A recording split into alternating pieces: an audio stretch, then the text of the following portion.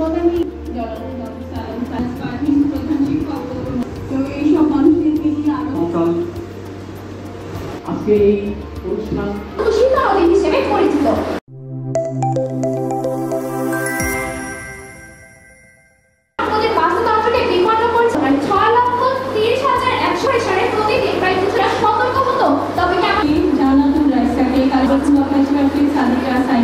Polythene ব্যবহার রোধে শুধু এমন একটা প্লাস্টিক ব্যাগ সরকার কর্তৃক প্রণীত এবং গৃহীত মূল ভিত্তি হচ্ছে সচেতনতা।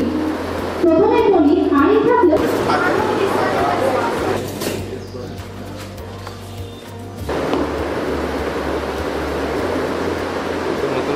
এখানে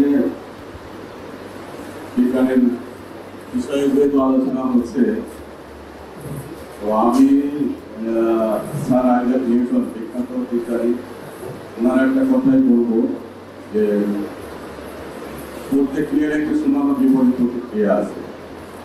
সুতরাং আমরা যে কোনো কাজই করি না কেন তার ভালো মন্দ কিছু দিক থাকবে।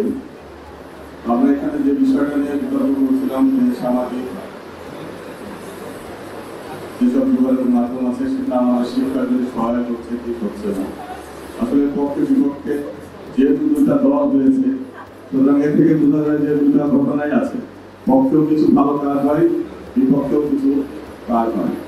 তবে আমরা যেহেতু ছাত্রছাত্রীদের নিয়ে অনুষ্ঠানটা করছি, তা আমার মনে হয় যে ছাত্রদের সবসময় পজিটিভ দিক ধরে চিন্তা করা উচিত। সবকিছুই নেগেটিভ চিন্তাটা না করে আমরা যদি পজিটিভ ভাবে কোনো কিছু ভাবি, তাহলে মনে আমাদের জীবন গড়তে অনেক সহজ হবে এবং আমাদের জীবনের যে লক্ষ্য সেটা আমরা পূরণ করতে পারবো। এই বিতর্কটা আমি খুবই পছন্দ করি। আমার স্কুলেও আমি মাঝে মাঝে এই কাজগুলো করে থাকি বাচ্চাদের নিয়ে, এবং চেষ্টা করছি যে আমার স্কুলের বাচ্চারা যেন বিতর্ক অনেকটা এগিয়ে যায়। মাঝে মাঝে সেমিনার করি এবং কর্মশালা করা হয়ে থাকে। সেই সুযোগে আজকের এই প্রোগ্রামটা সালাম বলেন, আমি আনন্দে আসলে আত্মহারা হয়ে গেছি আপনার যে এরকম একটা সুযোগ আমার বাচ্চাদের খুবই কাজে লাগবে। সাথে যেসব বাচ্চারা আছে তারাও উপভোগ করবে আসলে আমাদের এই প্রোগ্রামটি কিভাবে সম্পন্ন হবে। বিত্ত বিচারটা তাদেরকে অনেক নির্দেশনা দেবে কিভাবে তাদেরকে এগিয়ে যাবে। সারা পৃথিবী যেখানে বিজ্ঞানের জয় দরকার, সেখানে আমাদেরকে এই থার্ড ওয়ার্ল্ডের কান্ট্রি সেটা আজীবন থেকে যাওয়ার কোনো যৌক্তিকতা নেই। সেখানে রাশিয়ার প্রেসিডেন্ট, চীনের প্রেসিডেন্ট শি জিনপিং এবং রাশিয়ার প্রেসিডেন্ট ভ্লাদিমির পুতিন গত চীন সফরে তারা আগামী 50 বছরের মধ্যে মানুষকে 1,500 বছরের আয়ু পাওয়ার উপায়ের কথা আলোচনা করছেন। তারা এই শিক্ষা জীবনে ভালো বিতার্কিক ছিল, তারা তাদের কর্মজীবনে গিয়ে যেখানে গিয়েছে সেখানে তারা ভালো করেছে।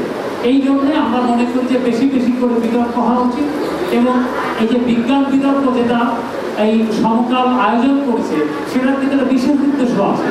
সেই উদ্দেশ্য হলো যে আমরা বিশেষ করে বাংলাদেশের মানুষরা, আমাদের তরুণরা দিনে দিনে আমরা বিজ্ঞান বিমুখ হচ্ছে, আমরা যুক্তিবাদ থেকে সরে আসছি। আমরা চাই আমাদের এই পরবর্তী প্রজন্ম, তোমাদের যারা আছো তোমরা বিজ্ঞান নির্ভর হও।